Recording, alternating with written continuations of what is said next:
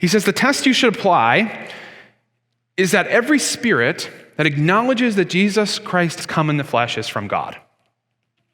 So every message, every show, every subplot, every conversation, every piece of information you get, test it and say, does this acknowledge that Jesus Christ has come in the flesh?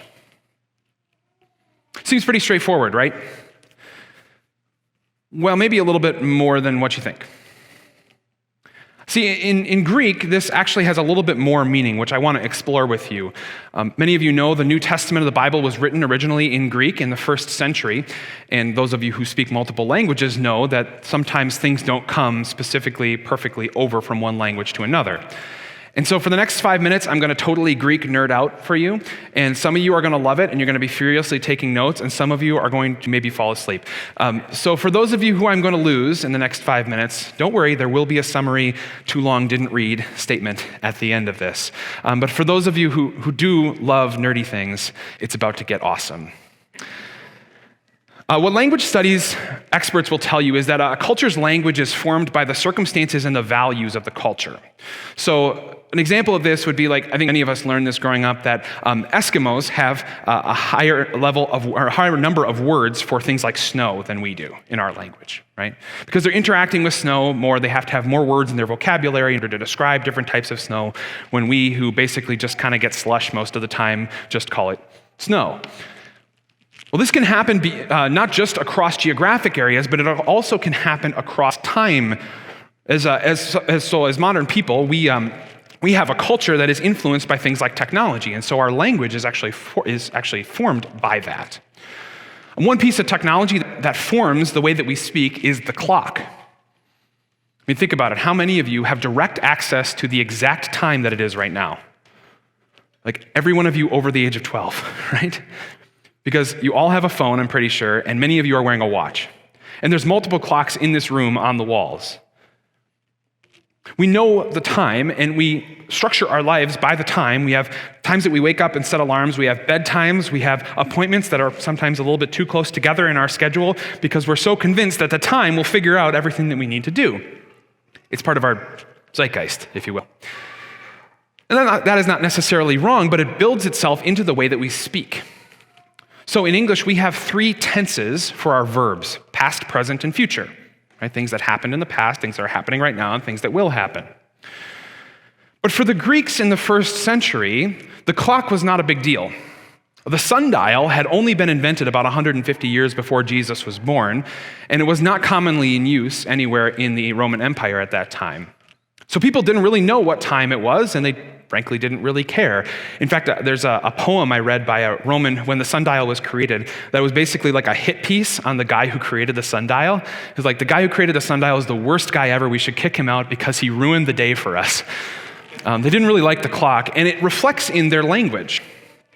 So English has 3 tenses: past, present, future. Greek has 6 tenses. And those 6 tenses are not concerned so much with time as they are with action.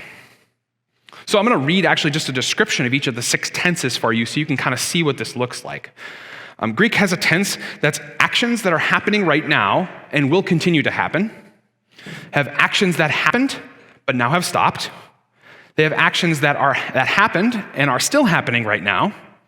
They have actions that happened, but the results of those actions are still ongoing. They have actions that will happen at some point and will continue indefinitely. And they have actions that will happen at some point, but then will stop. And you don't need to memorize that, but what I want you to notice is that they're not so much concerned with the time as they are with whether the action is completed or not. That's how their grammar works. Okay, so what's the point? Why did I give you all that? When John writes that every spirit that acknowledges that Jesus has come in the flesh is from God, that verb has come is the tense in Greek that is actions that happened, but the results of those actions are still ongoing. So, if you lost me, here's where you tune back in. When John says that Jesus has come in the flesh, what he's saying is probably more properly that every spirit that acknowledges Jesus Christ has come and continues to be here in the flesh is from God.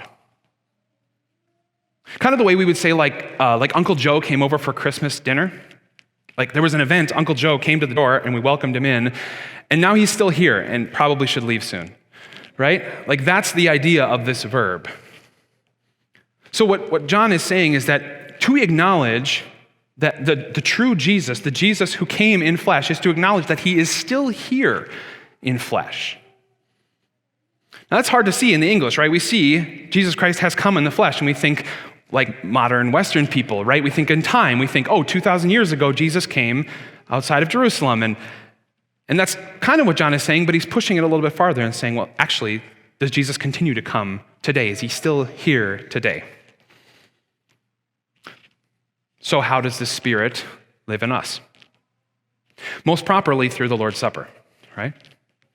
On the night that Jesus was betrayed, he took some bread, broke it, and gave it to his disciples and said, "This is my body." And then he took a cup with wine in it, gave it to them, they drank from it, and he said, "This is my blood." And I'm one of these people who, because Jesus rose from the dead and is the king of the universe, I'm kind of just taking his words on faith. I'm not trying to read anything into them. I'm just letting them say what they say. And it sure seems like he said, "This bread is my body and this wine is my blood," which would make sense with what John said. That Jesus didn't just come, he's still here, right now, in bread and wine, for all of you, for the forgiveness of your sins.